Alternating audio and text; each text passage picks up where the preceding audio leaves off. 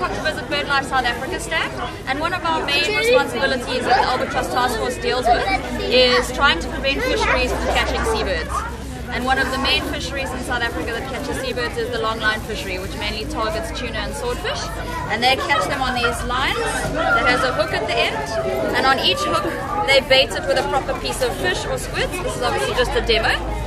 And the birds are going to go and try and eat that bait because it's like a takeaway versus having to find their own food. And obviously by doing that they get hooked on the hooks, and as the line sinks they drown. So this device here is called a Hookpod, and the main purpose is obviously to hide the barb of the hook so the seabirds don't get caught. So you may wonder how it's going to open when it gets put into the ocean. So inside here is a pressure release system. So a little air bubble forms. As it reaches, we set it to 10 meters because that's where birds can dive down to. This will open, and essentially I don't have a demo version, but this would open automatically underwater and release this to fishing.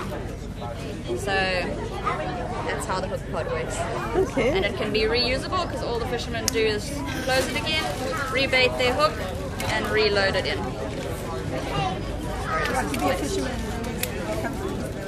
And where does a fisherman get this from? So they can contact BirdLife South Africa to purchase them at the moment because we've just finished some of the main trials, so they've just starting to become commercially available. They don't use a weight anymore that the fishermen have to use because it's now built inside here. And also they use chemical light sticks, which they often throw overboard after one use. So inside you would have seen the little LED light that came on when I opened it. So it is a very cost-effective measure.